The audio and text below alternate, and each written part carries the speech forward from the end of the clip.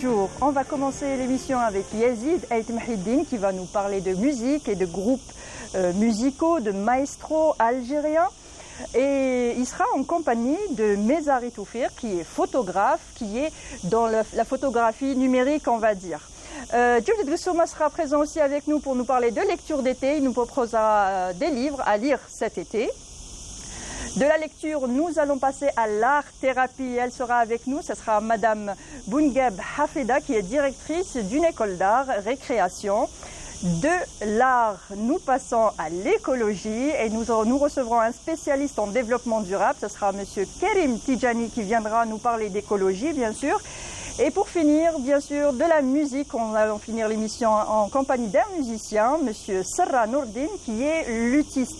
Et tout de suite, je vous propose une petite séquence nostalgie avec Rwished Lima Ando L'Ktef.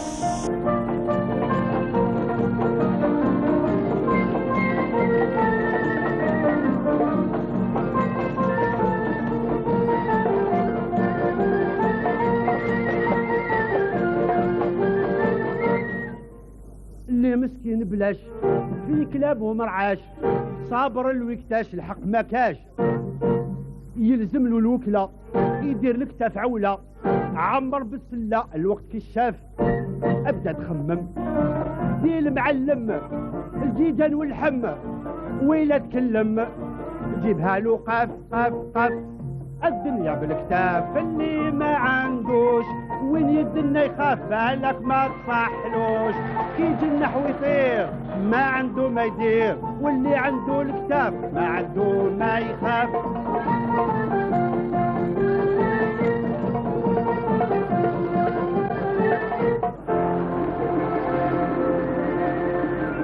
حسن باريزيان.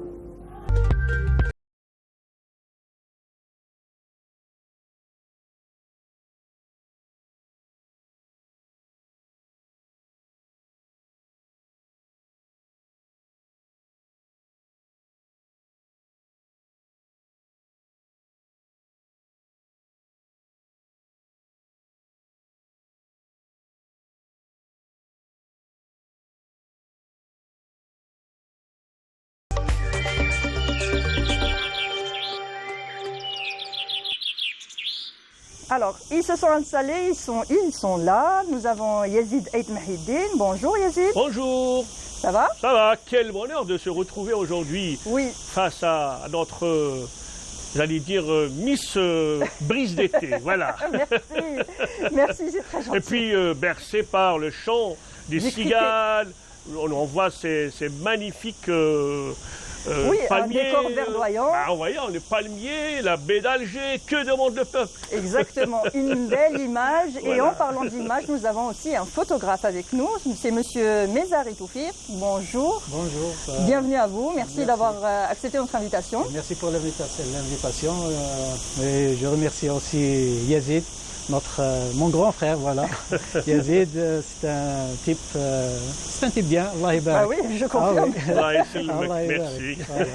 Alors, Yazid ou Monsieur je pense que comme on a eu Rwished dans cette séquence musicale nostalgique, je voulais juste rebondir sur ça parce que cette présentation, ce show de Rwished, le grand Hassan Tero, avant c'était Rwished, et il a interprété en fait ce morceau musical dans une salle mythique, le Casino d'Alger, et avant c'était le Music Hall, parce que Alger a connu aussi les moments music hall. Et qui dit music hall dit un grand monsieur aussi qui a fait un petit peu qui était le roi du music hall, c'est le précurseur, c'est Mustafa Kemal. Mustafa Kemal qui est l'un des précurseurs de ceux, il a chanté même Bambara, c'était quelqu'un d'extraordinaire.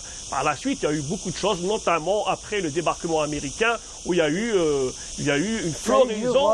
Oui, le rock, le cha-cha-cha, le swing, le boléro, le tango, etc. Donc il y a dans le paysage musical algérien connu une effervescence, notamment après le débarquement américain, puisqu'il y a eu le piano, il y a eu donc notamment l'instrument qui est le banjo. Donc c'était un instrument qui a connu ses lettres de gloire notamment après le débarquement américain. Rappelons déjà qu'au début, il y a eu une musique classique algérienne, c'est Boudeli Safir qui a classé la musique algérienne entre musique classique, musique andalouse, et il y a aussi la musique kabyle avec Cheikh Nourdin, Slimane Azem et bien sûr Kamal Hamadi. Et je voulais juste parler de ces groupes mythiques qui ont épousé un peu la musique moderne. Parce qu'il y a eu quand même, dans les années, jusqu'aux années 49, il y a eu Sifawi Farid Bey de Bilkour. C'est un enfant de Bilkour qui était parmi les premiers à avoir appris le solfège et c'était parmi les premiers aussi qui a quand même qui a commencé avec les musiques occidentales, le jazz, la musique j'allais dire musical et tout. Après, il y a eu quand même ce brassage entre musico-judéo-arabe, etc. Et il y a eu quand même les Bambino, il y a eu pas mal de groupes aussi qui ont donné, parce que Alger, c'était aussi, Alger Baïnat était une ville qui ne dort pas, pratiquement, que ce soit, il y a eu beaucoup d'établissements de spectacles, Dar al-Alia, il y a eu le Koutoubia, il y a eu pas mal enfin, surtout au littoral, la Pinède, Ziliba, etc. C'était quand même la voûte. Il y a eu quand même beaucoup de salles mythiques où c'était évolué beaucoup de chanteurs, beaucoup de musiciens dans ce genre musical. Et je pense que après les années 60, après l'indépendance, il y a eu quand même aussi beaucoup de groupes, les Freedoms, les Algiers. À Constantine, il y avait les Sirtiens, il y avait un grand musicien aussi, Zouaoui Krikri de Constantine, qui était connu par sa ferveur pour la musique, sa maîtrise aussi des instruments. Et puis en 69, le festival panafricain, et là, c'était Alger. Vraiment, c'était un moment extraordinaire. Alger était la capitale du monde, en fait. C'était la capitale des révolutionnaires. Il y avait le grand archichef qui est venu et était accueilli par Hamani Bil, qui était l'un des plus grands Azman musiciens, avec bien sûr celui qui a fait toutes les musiques de films algériens, Ahmed Malek, donc, qui a commencé comme accordéoniste et par la suite, et là, il a fait pratiquement toutes les musiques de films algériens. Et puis, il y a eu les années 80, ça a commencé aussi la musique kabyle avec les Abranis, les Abranis, ils ont commencé quand même en 74, après, il y a eu les Inasliyen, les Tagraoula, et puis le rôle de la radio, je à travers la musique, à travers l'émission Bled Musique à la télé aussi, qui ont permis la floraison de plusieurs groupes, que ce soit du rock, du heavy metal, avec Boualem El Far, bien sûr, avec comment il s'appelle, hein? T34, avec le groupe T34, voilà, donc et maintenant il y a la nouvelle scène avec les Babylone, avec tous les autres groupes qui commencent à... Babylone maintenant, ils ont 40 ans, ils sont... C'est plus un nouveau groupe. Oui, mais maintenant, il y a toujours une nouvelle scène qui est là, et on voit que ce soit l'École nationale supérieure de musique, les maisons de jeunes, pratiquement, il y a toujours cet amour, cette passion pour la musique, que ce soit les gens qui répètent dans les caves d'escalier, ceux qui répètent dans des salles, qui se répètent dans les maisons de jeunes, etc. Il y a toujours des jeunes passionnés de musique et de belle musique. Voilà. Et pourvu que ça dure. Et pourvu que ça dure, voilà. Très bien, alors du paysage musical algérien, oui. Yazid, c'est une encyclopédie. Oui, c'est une encyclopédie avec une mémoire impressionnante, c'est clair. Mais bon, il reste beaucoup de choses à faire. J'ai oublié beaucoup de choses, hein. Après, bon, il y a aussi l'une des troupes de jazz de Aït Mouchent, la troupe de Ben Daoud. Il y a eu quand même, on ne peut pas oublier le grand batteur Asri Baroudi, on ne peut pas oublier, comment il s'appelle, Mahfoud Jalmani, qui a commencé la musique instrumentale. On ne peut pas oublier Menned, qui est l'un des plus grands musiciens ou paroliers. Donc, en fait, voilà, le groupe Tagraoula, on ne peut pas oublier ce groupe mythique et tout. Et Nasliyen, puis il y a Idir aussi, beaucoup de grands. Et le rail, on a oublié le rail. Le rail, bien sûr. Le rail, Raïna Raï, qui est l'un des précurseurs du rail. Oui. Et puis, les premiers qui ont commencé cette musique moderne, c'est quand même Botaï Basrer et Bellemou avec la trompette. Donc, enfin là, Donc, je ne suis pas une encyclopédie. Oui, on peut pas. Liée. Si on devait citer vraiment tout le monde, ce serait toute l'émission, c'est On a clair. oublié les femmes. Pardon. La prochaine fois, je La prochaine reviendrai fois, une spéciale avec, féminine. Voilà, avec la musique au féminin. très bien, magnifique. Alors, Bahamia, Zamira Bahamia, ainsi que d'autres, il y en a d'autres aussi. Donc. Inch'Allah, très bien. Alors, comme je disais, du paysage musical algérien, nous allons passer au paysage en photo. En photo, oui. Avec vous, monsieur Mezari. Donc, vous êtes photographe, passionné par la Non, photo. passionné, voilà. Voilà. Je suis passionné Surtout par la photo. passionné par la photo. Comment ça vous est venu cette passion pour la photo? Bon, depuis mon jeune âge, j'aimerais toujours avoir des boîtiers comme Oui, appareil parce photo. qu'avant, il n'y avait pas on n'avait pas le Voilà. téléphone. Voilà, Si, il n'y avait pas de téléphone, donc on prenait des photos et des puis il photos, fallait les il fallait développer. développer. Il n'y avait pas les logiciels, il n'y avait pas toute cette Il avait technologie-là. même la photo là, la diapo pendant l'Eid, Oui, celle oui, de, oui, celle oui, de c'est ça. Kaaba, Oui, c'est comme ça. ça, il regardait. Oui, c'était le début. Voilà, C'était c'était le pour, début. Voilà. Donc, comment Bah, dirais-je? mais avec l'évolution justement, Voilà, avec l'évolution, avec la avec technologie. la nouvelle et tout. technologie, Voilà. les appareils photo, les Même- photos comme les appareils photo qu'on a sur les téléphones aussi. Oui, ouais, ça même- aide beaucoup. Voilà, ça m'a beaucoup aidé. Parce que même le téléphone, comme on a Oui. parlé tout à l'heure, C'est vrai. il y avait comment dire, L'opportunité. Il y avait Voilà. plus d'opportunités parce que c'est vrai que, par exemple, on se dit, je vais faire une journée pêche, je prends ma canne à pêche, je vais, Voilà. j'ai des prises, j'ai pas de Voilà. prises, voilà. Voilà. Mais avec l'appareil photo, Avec on ne peut pas se dire, je vais faire une journée photo Instantané. Donc, instantanée. voilà. Exactement. Voilà. C'est plus qu'à prendre en photo le moment et à ce moment-là, c'est plus rapide avec un Voilà. téléphone. Oui, voilà. Parce que les opportunités n'arrivent pas tout le temps comme ça. Donc, Exactement. on doit profiter de l'occasion de la situation dont on se trouve. Vous Oui. voyez. Donc, l'appareil photo, c'est plus gênant.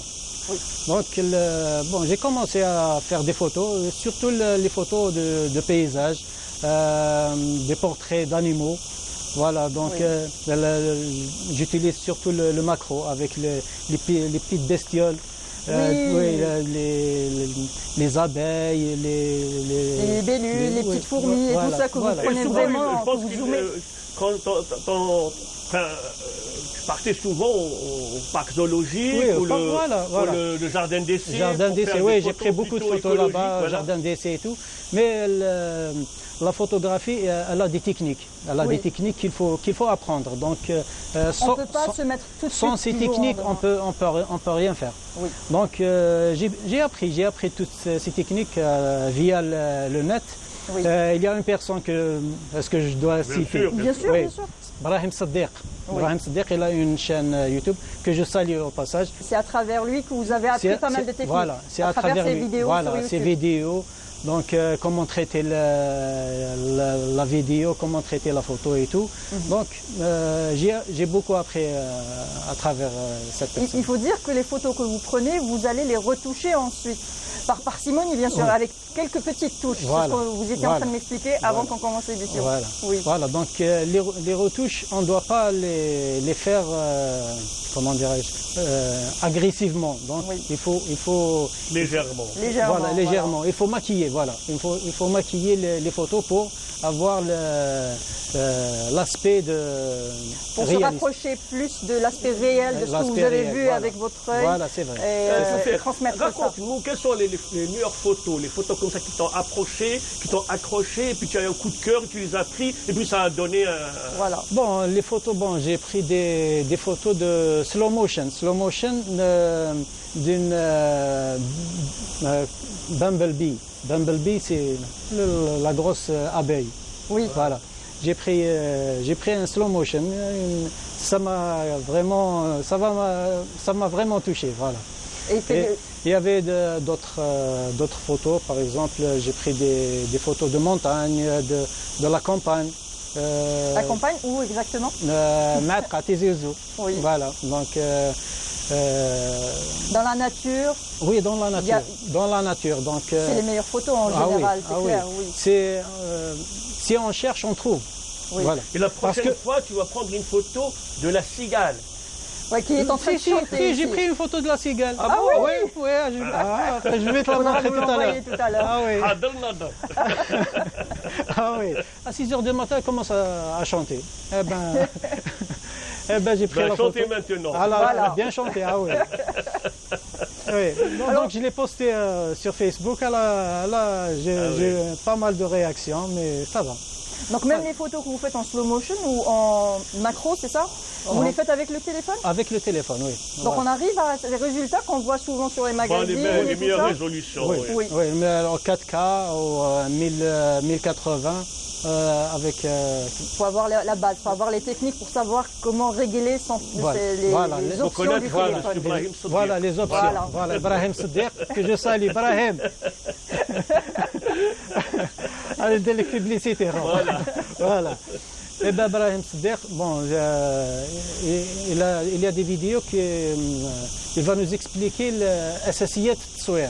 L'Assasiyat Tsouer, il a C'est les bases de la photographie. voilà, la base de la photographie. La base de la photographie, comme il a expliqué, il a dit comme une voiture. Tu as l'embrayage, le frein et l'accélérateur. Donc, un Très bien. triangle qui marche, ça dépend de la situation. Donc j'imagine la lumière. Donc il y a le shutter speed. Le shutter speed, c'est l'obturation. Oui, Voilà. la Le vitesse shutter- d'obturation. Voilà. Le shutter speed, il y a le, La Il y a lumière. l'ombre, il y a la lumière. le il y a ISO. Il y a le ISO. le ISO. Oui. Le ISO. Des fois, on peut prendre des photos en plein mouvement. Il y a quand même, Oui, il faut oui, voilà. bien la prendre Voilà. en plein mouvement. Voilà, en plein mouvement, il y a un réglage spécial. C'est pas comme. Par exemple, pour Il une y a le personne portrait, qui il y a le tremble plein aussi. mouvement. Parce Oui. qu'on a tendance, Minek, à trembler quand on prend une photo. Est-ce qu'il y a une astuce pour ne pas trembler Oui. quand on prend une photo? Parce Donc, que souvent, on a mais- des photos floues, parce Oui. qu'on a un Oui, peu... maintenant il y a dans les téléphones, il y a Oui, il y a une option pour, pour le pour diminuer un peu. stabilisateur. Stabilisateur, voilà, chercher le mot. Stabilizer. Donc même le stabilisateur, on ne doit pas On ne doit pas en On abuser. abuse. Voilà. Donc le stabilisateur, il diminue un peu la qualité de. Ah, d'accord. Ah oui, il diminue la qualité de la photo. Donc même quand on prend une photo avec le stabilisateur, il ne faut pas zoomer. Parce que même quand on zoome, il y aura des Il y vibrations. aura quand même des Il y aura vibrations. Il faudra vraiment dézoomer Voilà. au maximum, prendre un plan, Voilà. un paysage là. Mais il y a un autre réglage. Comme Oui. j'ai dit, le triangle de l'obturation, l'ISO et le. C'est pas grave, on y reviendra tout à l'heure. Voilà, Il y a voilà. aussi des scènes de vie. Il a pris aussi beaucoup Oui. de scènes de Ouais. vie, beaucoup de paysages, Ouais. des portraits, Ouais. tout ça. Est-ce que vous pensez à une expo? Une exposition de vos Oui, photos? j'ai déjà pensé, mais pour l'instant, je projette, Inch'Allah, l'avenir le plus proche, Inch'Allah. Ouais. Et même, Mais il faut qu'il y ait toute la smala, la Norvège, le Canada, tout le monde doit être oui, là. bien hein. sûr. Ah oui, ah oui. Vos proches, votre Hassan, famille, Saïd, tout le monde. Ouais. vos proches et votre famille. Oui. Ouais. Donc, ce que je veux lui dire,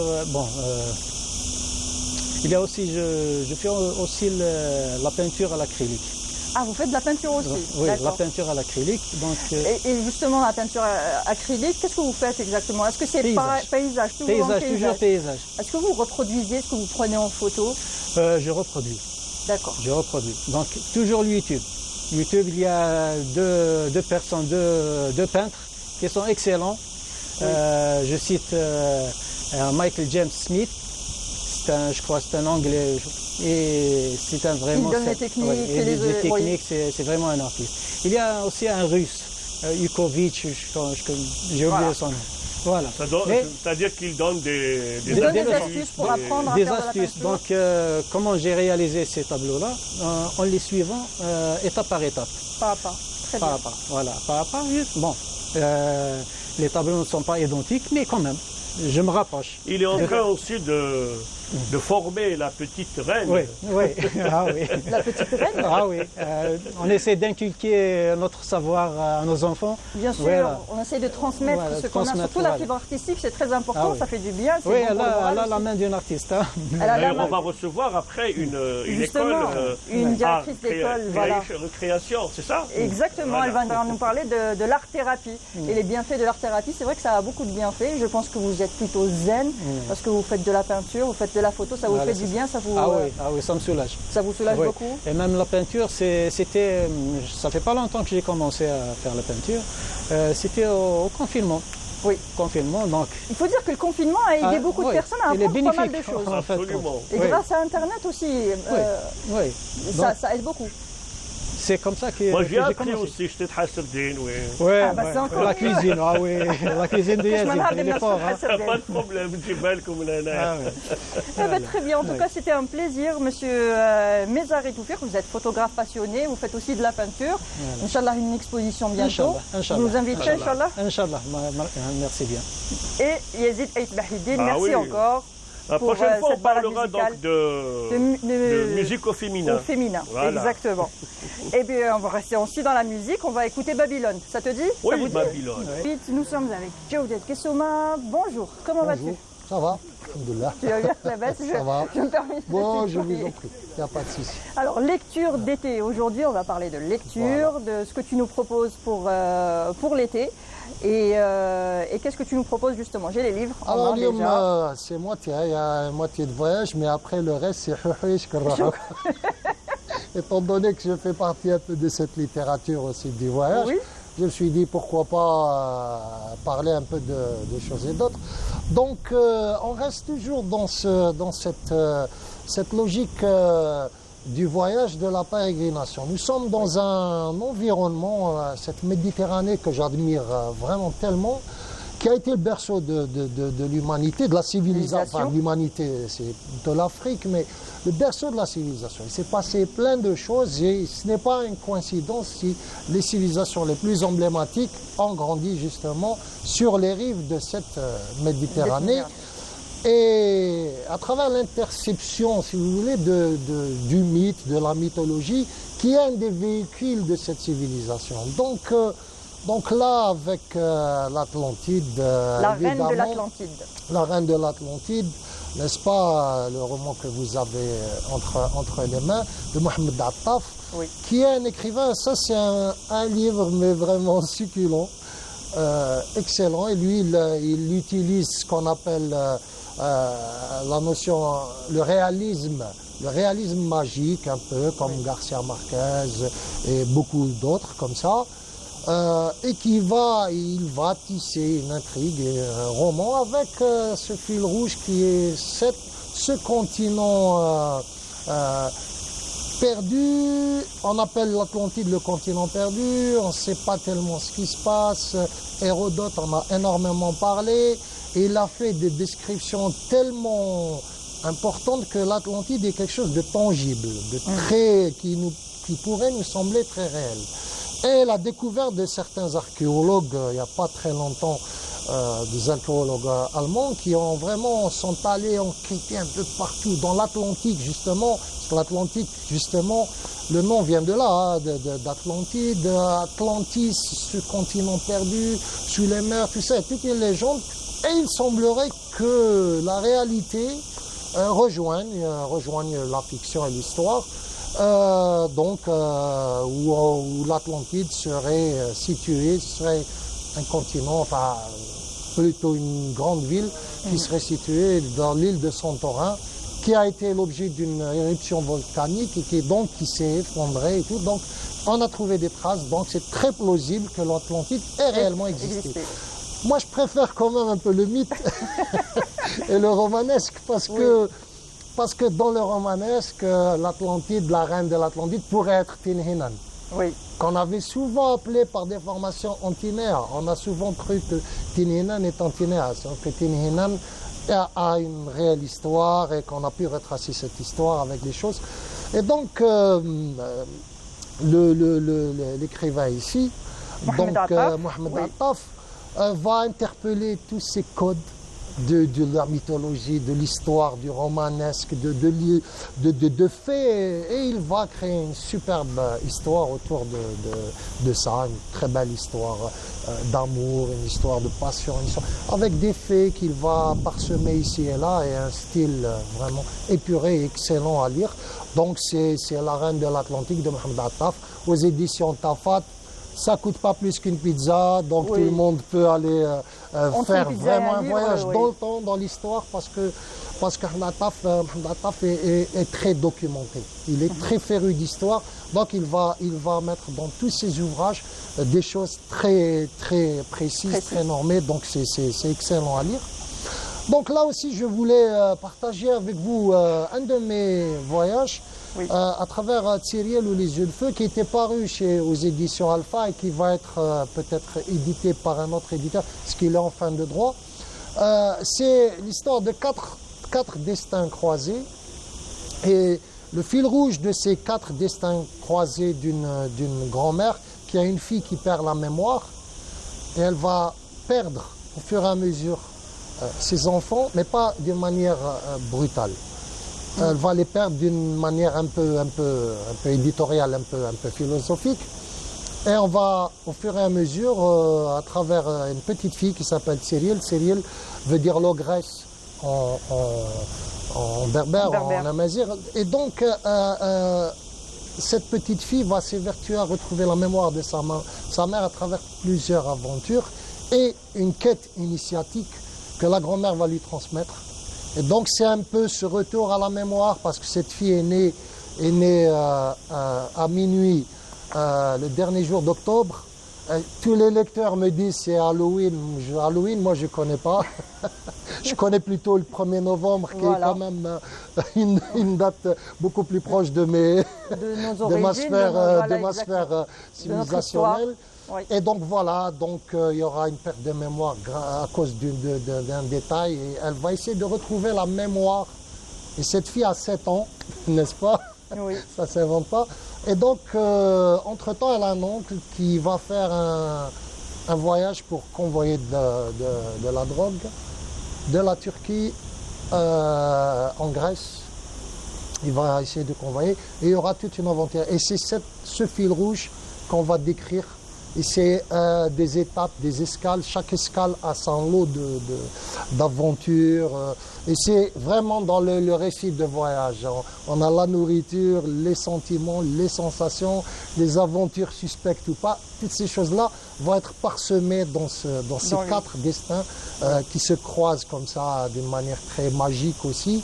C'est aussi du réalisme magique, c'est-à-dire, et voilà, qui vont se croiser dans ce roman. Et puis après, donc là on est en 2008, après Kubania. En 2018 quasiment, il y a Kubania. Donc il y a plein de petits secrets de ce roman qui est un viatique en réalité, parce que c'est un roman qu'on prend comme un petit passeport dans l'imaginaire. Kubania avec un Y, parce que la Kubania, quand vous allez à Cuba, la Kubania avec IA à la fin, c'est cet esprit de cubanitude.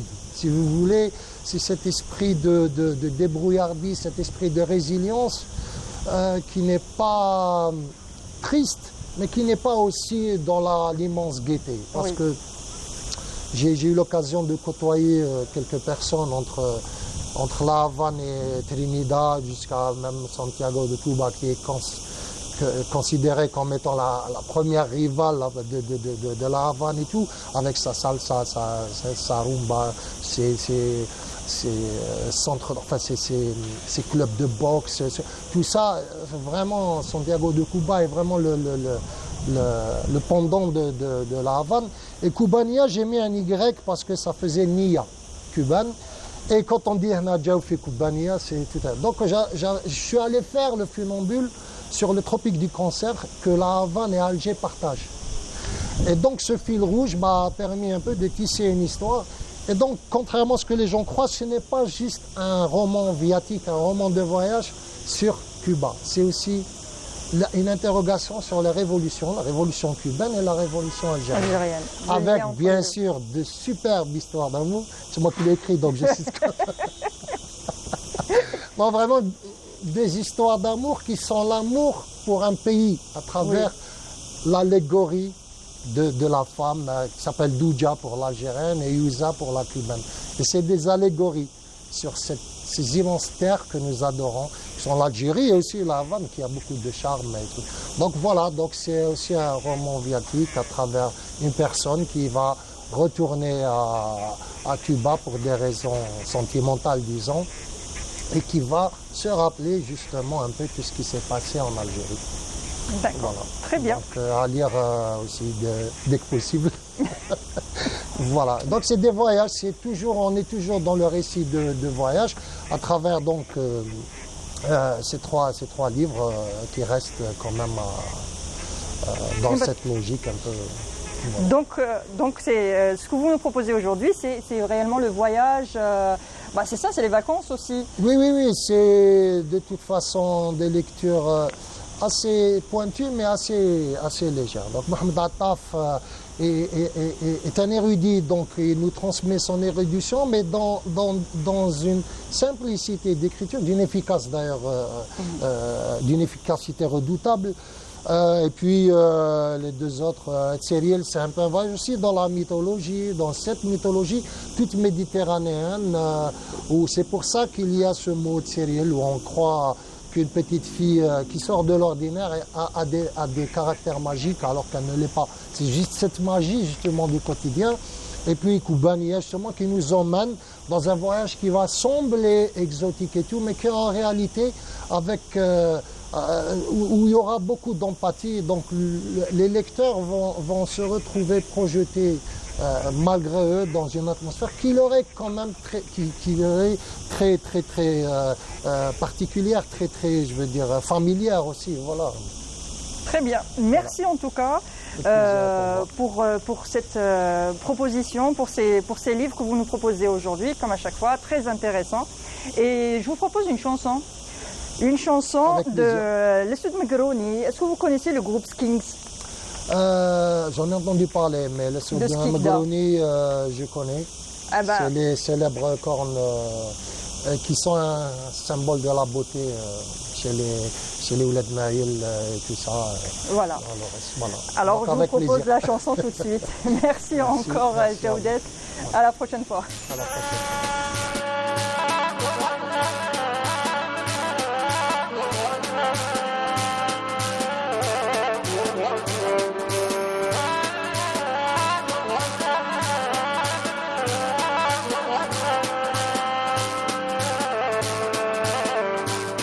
الاسود مقروني بالحلقة الاسود مقروني الاسود مقروني بالحلقة الاسود مقروني الاسود مقروني ما عندي عدي يسالوني الاسود مقروني بالحلقة الاسود مقروني الاسود مقروني الاسود مقروني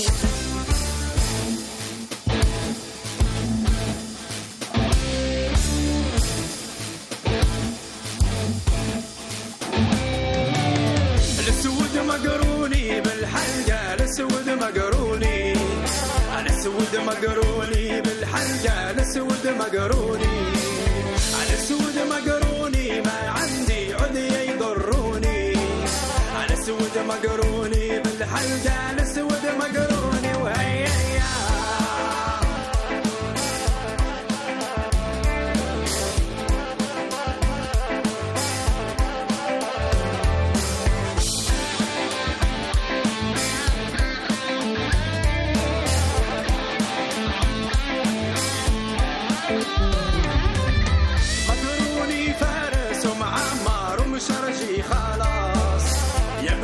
نقايس بالزين اللي ريتو يا ماس يا الزين العاكس زينك ما شفتو في غدامة يا الزين الخالص كنشوفك يتبدلوني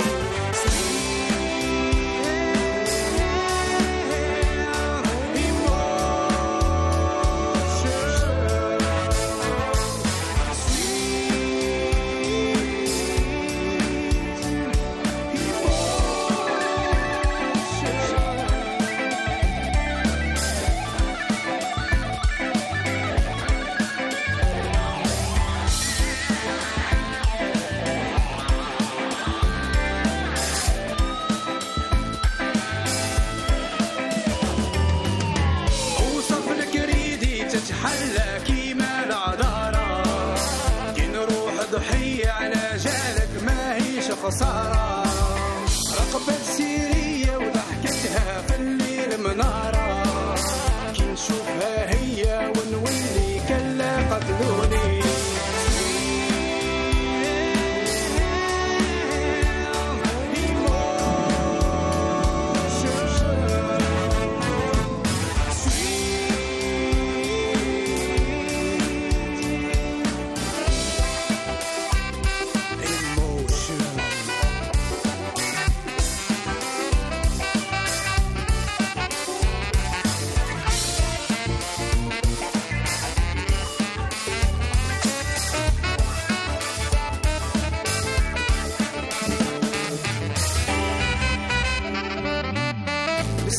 مقروني بالحلقة الاسود مقروني الاسود مقروني ما عندي عدي يضروني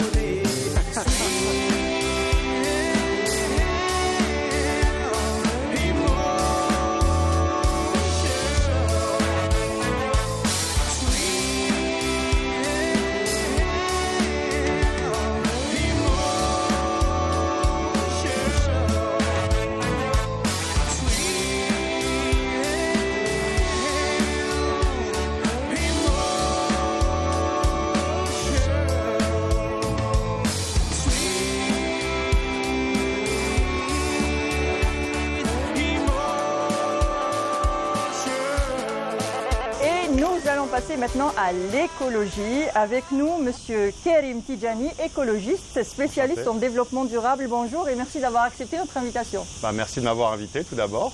Oui, merci, c'est un plaisir en tout cas. Vous êtes venu avec... vous n'êtes pas venu les mains vides. Ouais. Justement, vous allez nous parler de Daftar Shajara, voilà, Daftar Sahi li Shajara. Donc on va le voir en image. Et le développement durable en Algérie. Ouais.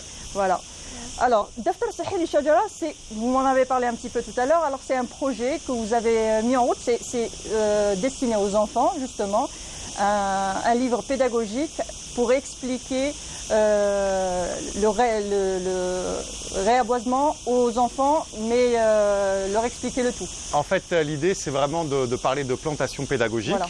Bon, c'est un projet dont l'initiateur à la base est un ami qui s'appelle Hadj Khalil, qui lui, est, comme moi, on a ce point commun, c'est qu'on vient de culture oasienne. Et lui, c'est le premier à avoir exporté en fait des dattes certifiées bio algériennes, notamment à l'étranger. Et il avait commencé un petit peu à se lancer dans cette idée de faire des plantations d'abord dans un premier temps. Et très vite, il s'est rendu compte qu'en fait, les enfants, quand on leur demandait de planter des arbres, on leur expliquait pas en fait ce qu'était un arbre. Et que l'arbre est un être vivant dont il faut comprendre en fait l'écologie, la biologie. Et c'est parti de là en fait, cette idée de se dire on va créer un support, donc ce livre qu'il a lui d'abord créé avec toute une équipe pédagogique et tout. Et moi je suis arrivé dans un deuxième temps pour un peu algérianiser en fait ce projet, parce que là-bas c'était un projet qui était destiné un peu à les enfants de toute l'Afrique. Et donc c'est la deuxième édition. Cette année, enfin l'année dernière, on a travaillé sur la région de Omboueri, précisément à Ain Mlila. Et l'idée, c'est vraiment, il y a trois choses en fait qu'on développe. La première chose, c'est vraiment de pas seulement apprendre aux enfants à planter un arbre, mais de semer en eux la culture de l'arbre. La deuxième chose aussi qui était importante, ça a été pour nous d'encadrer les adultes en fait. Parce que ce projet, il n'est pas seulement destiné aux enfants, il est destiné aussi aux adultes qui encadrent les enfants dans les associations. Donc on a vraiment créé des ateliers. C'est-à-dire que chaque enfant, avant d'aller planter un arbre, il va participer à un atelier d'à peu près de 2 heures. Donc on a eu à chaque fois des groupes de 20 enfants. Et l'idée de cet atelier, c'est vraiment que les enfants en fait, accèdent au contenu du livre par eux-mêmes. C'est-à-dire on avait vraiment des... Comment vous expliquer, c'était les planches des livres, elles ont été complètement remaniées de façon à ce qu'ils puissent remplir par eux-mêmes, refaire la page. Une fois qu'ils le faisaient en groupe, ils se corrigent sur le livre et puis après il y avait plein de choses. On a même fait un rap, on les fait rapper, enfin c'était vraiment pendant 2 heures. Donc ça c'est l'idée, c'est vraiment d'expliquer qu'en fait planter un arbre, c'est juste quelque part l'amorce, le prétexte pour semer autre chose en fait. Et semer quoi ? C'est semer déjà la curiosité et puis aussi l'idée du projet qui doit être allé jusqu'au bout. Donc le développement durable. Très bien, magnifique en tout cas. Est-ce que, alors, où est-ce que vous avez fait les ateliers ? Est-ce que vous les faites encore ? Comment que ça se passe ? Alors, les ateliers, on les a fait, déjà cette année, ce projet, il y a eu déjà tout un travail, parce qu'on a remanié le livre. Cette année, on a vraiment insisté pour que dans le livre, il y ait des éléments qui soient propres à l'Algérie. Oui. Donc, on a fait appel à un jeune dessinateur algérien. On a fait appel aussi à une jeune chercheuse aussi algérienne avec qui j'ai travaillé parce que j'ai aussi des connaissances dans le domaine. Et on a ajouté plein d'éléments de notre biodiversité en fait, de nos arbres et tout. Et après les ateliers, on les a fait vraiment à Omboueri dans une maison de jeunes Voilà. Et est-ce que vous avez l'intention de faire ailleurs, dans d'autres wilayas? On attend en fait de retrouver des sponsors, parce que c'est quand même toute une infrastructure. Et il faut savoir qu'on l'avait déjà fait en fait avant, en 2017. On l'avait fait dans 13 wilayas, mais pas avec... Pas avec ce livret. Si, avec ce livre qu'on a remanié, mais cette année, ce qu'on a ajouté, ce sont les ateliers. Les ateliers pédagogiques, on a vraiment créé un kit de l'animateur. Et puis cette année aussi, on a formé, parce qu'on l'a fait en fait à Ain Mila, mais on l'a fait aussi dans la wilaya de Bjaya aussi. Et on l'a fait aussi à Boufalir. Et à chaque fois, l'idée, c'était aussi les associations qui participent avec nous, de leur fournir en fait un atelier, et de les impliquer dans l'animation de ces ateliers pour qu'ils comprennent en fait l'importance, parce que vous savez, les enfants, ils sont toujours partants en fait. Souvent en fait, ce qui cloche, je ne sais pas si c'est le terme, mais c'est souvent les adultes. Les adultes, bah oui. Mais moi je les comprends, ils n'ont jamais été eux-mêmes animés. Oui. Animés, vous savez, c'est un métier. D'ailleurs, récemment aussi, j'ai fait un atelier avec une entreprise que j'aimerais encourager qui s'appelle Perma Kids. Et justement, ce sont deux jeunes femmes qui... On a reçu à Canal Algérie, voilà. exactement. Et récemment, ils m'ont fait l'honneur de me demander de former leurs animateurs. Donc on a fait une journée de formation. Et l'idée, c'était vraiment de leur faire comprendre, peut-être c'est une chose en Algérie qu'on n'a pas encore réalisée, que l'animation, c'est un véritable métier. C'est pas seulement une vocation. C'est exactement ça, c'est vrai. Alors, est-ce que ce Daftar al-Sahhi li Shajara, est-ce qu'on peut le trouver en vente ou pas? Pas du tout. Pas du tout. Il faut participer à notre programme. Au programme, à l'atelier.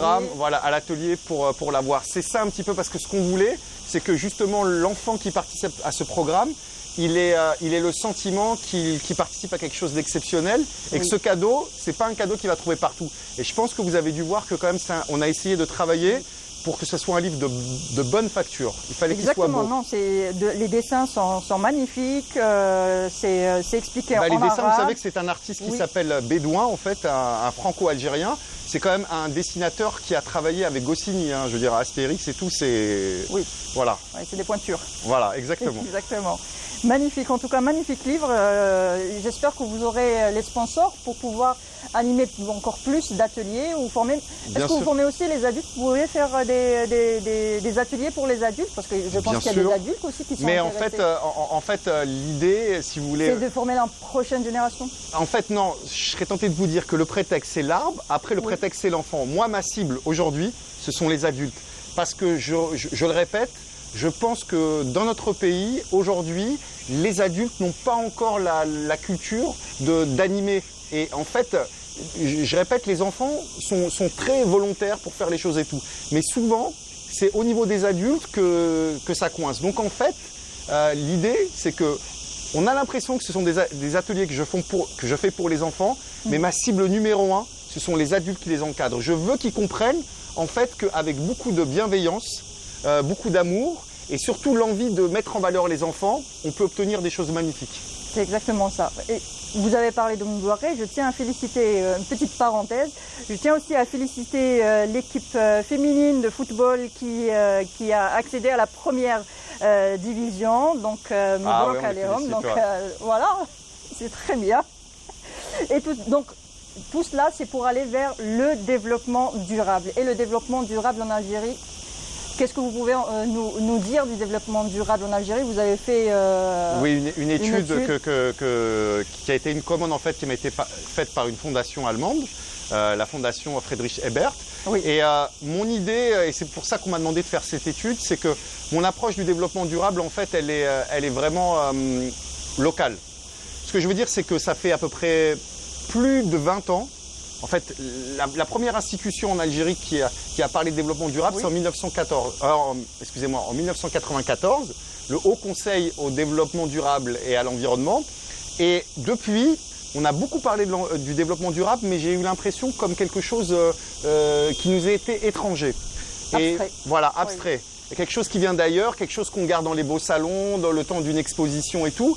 Or, moi qui suis un grand voyageur, un bled trotteur. Mais justement, on va parler aussi de tourisme solidaire. Voilà, et j'ai eu de cesse, en fait, comme je dis toujours, moi l'écologie, je ne l'ai pas découvert, je ne suis pas né ici, je suis né à Paris. C'est pas tant Nicolas Hulot ou le commandant Cousteau qui m'ont fait découvrir l'écologie, c'est ma grande tante Noara et son mari Hedi Latresh, qui sont des ruraux de l'Est algérien, Gerbesen Hadja, donc une région qui est connue, qui est réputée pour être un des complexes de zones humides les plus importants d'Afrique du Nord. Et c'est dans ce contexte que j'ai appris à travers nos traditions, à travers plein de choses, et puis après en voyageant à travers mon pays, en allant sur la piste justement de nos ancêtres et de comment ils habitaient, des moules d'art, et ben j'ai développé un concept qui s'appelle la darologie, où justement, qui est une approche du développement durable, qui est à la fois universelle, mais aussi profondément intime. Et il y a énormément de choses dans notre culture, dans nos traditions, qui sont tout à fait assimilables au développement durable. Et j'ai beaucoup insisté sur l'oasis. Mais pas l'oasis en tant seulement qu'espace on va dire agro-social, mais vraiment comme concept. Pour moi, l'oasis, c'est quoi? L'oasis, cette oasitude, on peut la retrouver dans tous les villages, dans toutes les dachras d'Algérie. Et le principe, il est que nos ancêtres, ils faisaient beaucoup avec peu. Oui. Or, aujourd'hui, j'ai l'impression que nous, on fait pas grand-chose avec énormément. Voilà. Oui. Donc c'était ça un peu l'idée de cette étude, c'est de dire qu'aujourd'hui on doit s'appuyer sur notre biodiversité. On a laissé tomber des espèces, des variétés notamment d'orge, de blé qui s'adaptent au changement climatique, des espèces animales, des façons d'habiter, de construire, toutes ces choses-là. Je ne dis pas qu'il faut revenir en arrière, ce que je dis seulement c'est qu'on doit s'inspirer du passé pour aller vers le futur. Pour aller vers le futur, pour un peu améliorer la situation. Merci encore beaucoup. Merci encore une fois, Monsieur Karim Tidjani, alors spécialiste en développement durable. Merci encore. Et je vous propose maintenant un gros plan, Cherchel, un gros plan sur Ain Ksida. Est-ce que vous connaissez Ksiba plutôt? Est-ce que vous connaissez?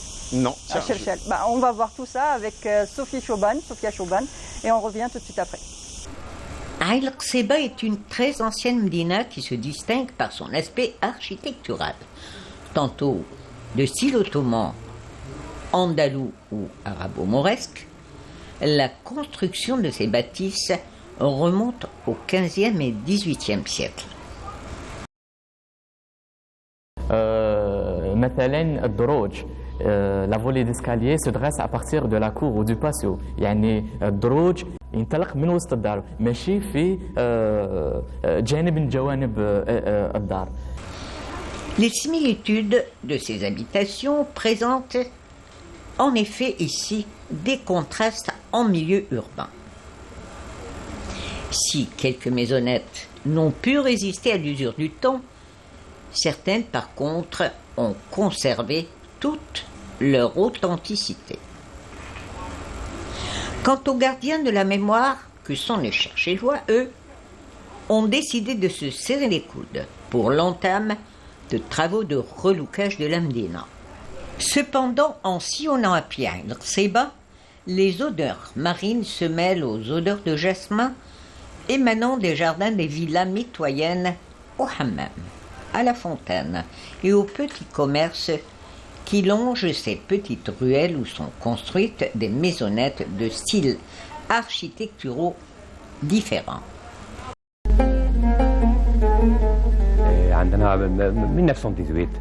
Mes parents, mes grands-parents, mes arrière-grands-parents, c'est eux qui sont venus en 1918 et ont décidé de restaurer cette maison très ancienne. Ils sont venus de Turquie et de père en fils, nous avons continué à prendre soin de cette bâtisse. Mais ce qui rajoute le charme de la cité, c'est le bâti de ces mosquées d'une médina très adulée par les poètes, les écrivains et les chanteurs. Mais un retour aux sources par une visite au saint patron érudit de la ville, le mausolée de Sidi Ibrahim al-Ghobrini se trouve à l'entrée de Cherchel.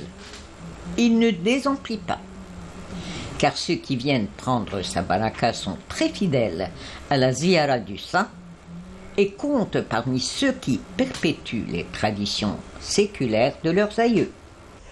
Et tout de suite, nous allons parler d'art-thérapie, plus précisément une école qui propose de l'art-thérapie et des ateliers d'art tout simplement pour les jeunes comme pour les plus âgés. Alors j'ai avec moi Madame Boungeb Hafida, vous êtes fondatrice de Récréation Artistique. Bonjour. Bonjour, merci d'avoir accepté notre invitation. Merci à vous de m'avoir invitée.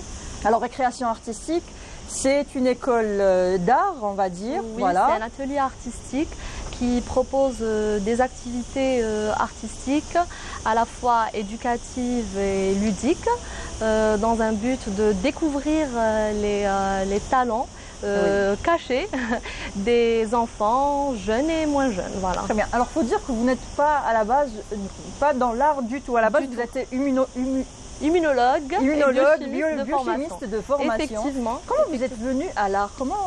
Est-ce que vous avez bercé dans l'art depuis toute petite ou Exactement. Alors j'ai toujours aimé la peinture. Ça a toujours été ma passion. J'ai adoré le monde de la peinture et puis il m'en fallait plus. Oui. Il fallait que je fasse découvrir ce monde magnifique. Partager cette fibre artistique avec les autres. Exactement, je me devais de faire ça parce que ça me faisait à moi un bien fou. Donc je voulais partager ces moments avec mes élèves, d'où la naissance de Récréation Artistique. Très bien. Voilà. Donc vous proposez des ateliers de toutes sortes Oui, nous avons des ateliers artistiques de peinture acrylique, d'aquarelle, de dessin académique. Que les enfants ont adoré le dessin académique, c'est-à-dire qu'on leur enseigne la peinture, le dessin, comme on l'enseigne à l'école supérieure des beaux-arts. Donc avec les ombres, avec les lumières et tout. Donc depuis son plus jeune âge, l'enfant il sort avec un vase, avec des ombres, avec la lumière. La base du dessin, exactement. La base du dessin, il pourra utiliser par la suite ces techniques pour d'autres créations. On propose aussi un atelier de mosaïque. Oui. Que les parents ont adoré. D'ailleurs, on fait des ateliers de famille. Donc, parents et enfants en même temps. Parents et enfants, c'est un moment de partage. Les enfants et les parents ont ce moment de partage c'est-à-dire qu'il y a la maman, le papa, les enfants pour faire une pièce ensemble. C'est vrai que pendant toute l'année, on n'a pas vraiment le temps d'avoir ces petits moments-là. Souvent, c'est toute la journée l'école ou le travail. Le soir, on se voit, mais on ne partage pas vraiment beaucoup de moments avec nos enfants. Et là, c'est le moment de créer, on va dire, des souvenirs aussi. Des souvenirs surtout. Partager des moments un peu... Des souvenirs surtout, exactement. Parce qu'il faut savoir que les parents, quand ils viennent, ils me demandent d'éloigner les enfants des écrans, d'éloigner les enfants. Donc là, rester 1h30 concentrés, voire plus, concentrés sur une création artistique, c'est énorme pour les parents et pour les enfants aussi, ils sont fiers d'eux. À la fin de la séance, ils sortent avec une création artistique, porteuse de sens surtout. Donc là, c'est énorme pour les enfants ainsi que pour les parents. Très bien. Et vous proposez aussi de l'art-thérapie. Comment vous êtes venu à l'art-thérapie? Pourquoi l'art-thérapie? Parce que malheureusement, on n'intègre pas les enfants, qu'ils soient autistes ou trisomiques, dans nos écoles. Donc là, c'était ça le problème. C'est vrai que quand on propose des ateliers comme ça, de dessin ou autre chose, des ateliers artistiques un peu dans pratiquement toutes les écoles, on ne spécifie pas que c'est aussi accessible aux enfants porteurs de trisomie ou aux enfants autistes. Et souvent, on se voit un peu déçu de ne pas être accepté aussi. Exactement. C'est ça le malheur. Il faut savoir que l'art-thérapie est une expression non verbale et spontanée. Bon, ça aide en tout cas les jeunes enfants à s'exprimer autrement. C'est-à-dire, qu'est-ce qu'on fait? On donne aux enfants une panoplie de couleurs et on veut savoir, on fait une psychanalyse des choix des couleurs. C'est-à-dire que si l'enfant tend vers des couleurs sombres, c'est-à-dire que cet enfant ou passion, donc qu'ils soient enfants ou autres. Les couleurs sombres nous font plus rappeler à la tristesse, les couleurs un peu plus joyeuses, on va dire les couleurs pétantes comme ça. Le jaune, le bleu et tout ça, et les couleurs un peu plus sombres, c'est un peu la tristesse. Exactement. Donc s'il tend vers des couleurs sombres, c'est-à-dire qu'il présente un blocage, qui présente de l'anxiété peut-être. De l'anxiété. C'est-à-dire que même si, par exemple, il choisit la couleur jaune, cette couleur peut avoir une signification positive de pureté, de lumière et de joie. Et cette même couleur peut avoir une signification négative de tromperie et de mensonge. Donc cette même couleur. Donc selon l'état d'esprit de... Donc c'est une analyse assez profonde quand même que vous faites avec les enfants. Exactement. À travers les couleurs pour savoir leur état émotionnel. Leur état d'esprit et qu'en fait ce n'est pas nécessairement obligatoire d'utiliser les mots pour qu'on puisse le comprendre. Donc d'autant plus avec les enfants autistes non-verbal. C'était très difficile d'arriver à... Mais il faut savoir que les enfants autistes ont retrouvé la parole grâce à l'art thérapie. Voilà. Très bien. Voilà. Et ils apprennent aussi à faire, on va dire, des couleurs, des formes. Oui, à s'intégrer surtout. Donc là, c'est le point le plus important, s'intégrer avec un groupe. Donc c'est vrai qu'on commence avec l'enfant seul, mais après, le but ultime, c'est de pouvoir l'intégrer avec les autres enfants et qu'on l'accepte. Il faut accepter la différence. Voilà. Très bien.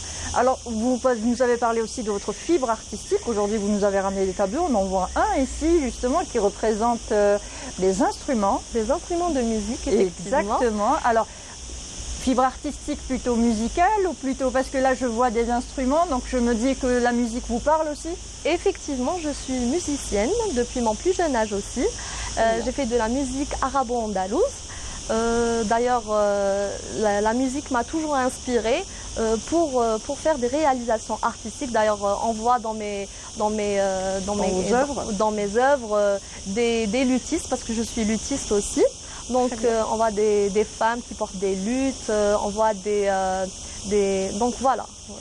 Donc, vous vous inspirez, alors votre fibre artistique, on va dire musicale, s'invite sur vos toiles et puis vous réalisez tout ça. Exactement. Quand la musique et la peinture se rencontrent, donc ça donne des œuvres pareilles, voilà. Ah bah, très bien. Donc, ce que je vous propose, c'est de rester avec nous parce qu'on va recevoir aussi un luthiste. Ah, super. Oui, donc vous allez recevoir un luthiste ici. On va parler de musique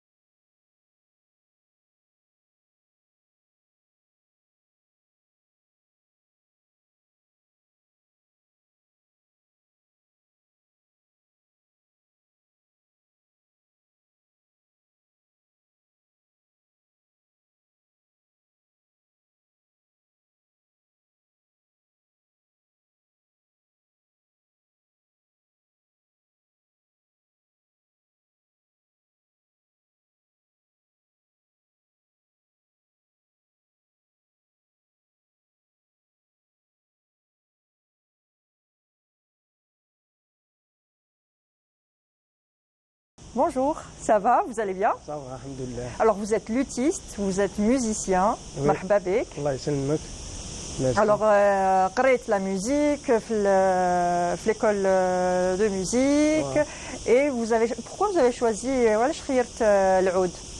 العود بريسك ملي كنت صغير. Oui, depuis que vous étiez tout petit. جلام ملي كنت صغير تما كنت تشوف واحد انفلونسيت به تكلي. واحد كان عندنا في البلاد يخدم العود. يخدم العود وي. ايوا وليت توجور نتبع توجور نشوفها في لاريس توجور نروح له توجور لي سواري توجور نروح نشوفها. وجيت من تيارت. تيارت واه. ولا ولاية دو؟ تيارت. فوالا. سوقر. سوقر فوالا. وي. ايه. ايوا كنت تشوفها قلت لك ولا عجبني العود منها بديت بغيت العود. ايه. بالمناسبة نحيوه مسيو ناصر خليفة هذا فنان كبير عندنا اجل كبير. نحيوه بالمناسبة هو اللي تما هو اللي خلاني نبغي العود. تري بيان. ايه. اما هو لو ستيل في الشرقي ولا فوالا؟ شرقي وي شرقي. ايه. خدم شرقي سماعيات لونغات صوالح. تري بيان. وشوية ميل واحد لا ميوزيك تراديسيونيل خدموها في الصحراء عندنا. ايه. ايا نتبعهم شوية نخدم. Très bien.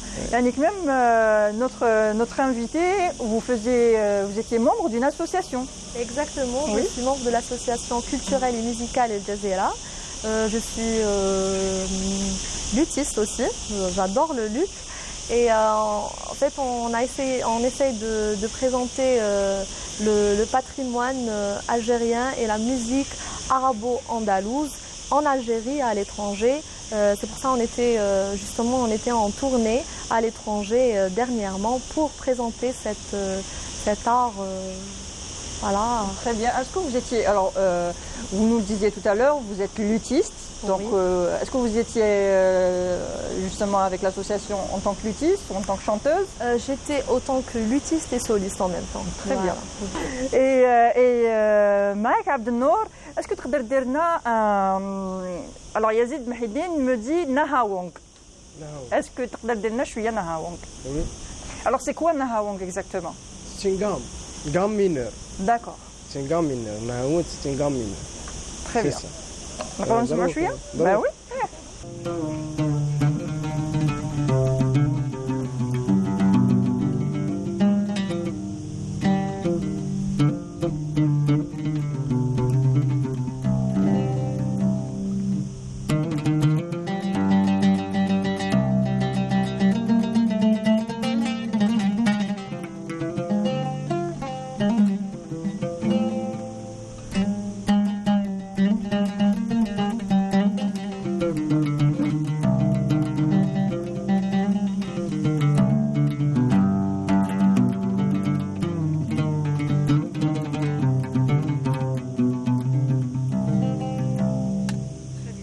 Alors bravo, merci, Yatek Saha. Est-ce que vous pouvez aussi nous faire, je sais que vous تحب بزاف مرسل خليفة. مرسل خليفة. ايه. Est-ce que تقدر تدير لنا شوية؟ وي كاينة بياسة ديما.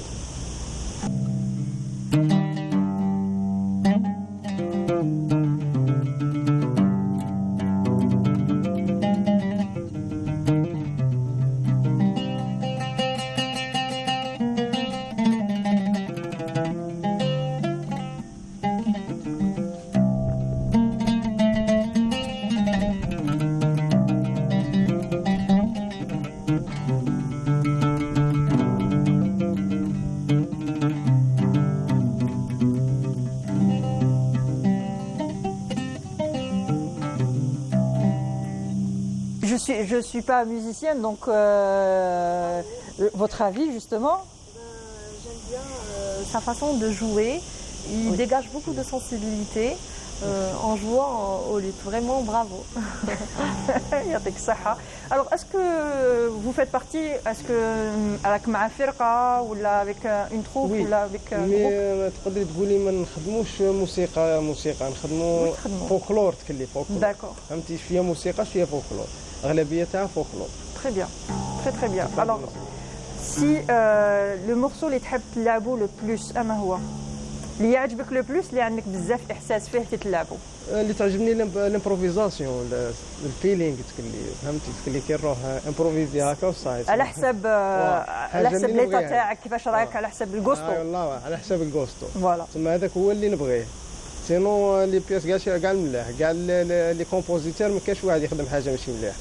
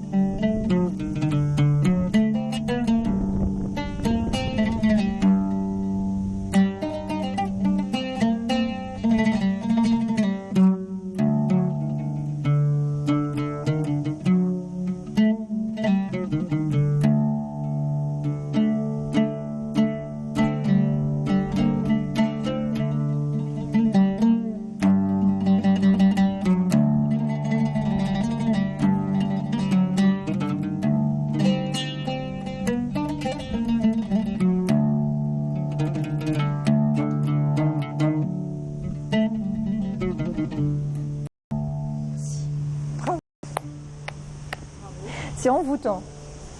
C'est magnifique, c'est envoûtant. Quels sont vos projets? واش هما les projets تاعك دوكا؟ Est-ce qu'un concert? Est-ce que faire un album? faire انا كنت شويه كنت محبس الموسيقى كان عندي واحد البروبليم في المخ محبس الموسيقى صافي 2 ans. وي كيما ني وليت راه عندي واحد الشهر راه عندي واحد هكا شهرين ملي وليت نخدم العود. وي سينون في التروب هذاك اللي قلت لك عليه ما لعبش عود فيولون. داكور. ما لعبش. صافي واش تلعب كامل العود الفيولون والبيانو. وبيانو. Très bien. Les instruments à cordes. Les instruments à cordes. ومام نبغي لي زانسترومون هارمونيك اللي مام العود يبان لي هارمونيك فيه لي زاكور تقدر دير لي زاربيز تسمى موش انسترومون ميلوديك فهمتيني سي سا très bien. En tout cas, on vous souhaite plein de succès. Inch'Allah. Alors, merci encore, Madame Boungeb Hafida. Vous êtes fondatrice de l'école artistique Récréation Artistique. Je vous remercie. Merci pour toutes ces explications sur l'art-thérapie aussi. C'était très intéressant. Merci et puis, pour votre aussi, vous êtes donc artiste et pour vos tableaux aussi, c'est magnifique. Merci. Et bonne continuation. Et merci encore, Monsieur Serra Abdelnour. Musicien, vous êtes luthiste.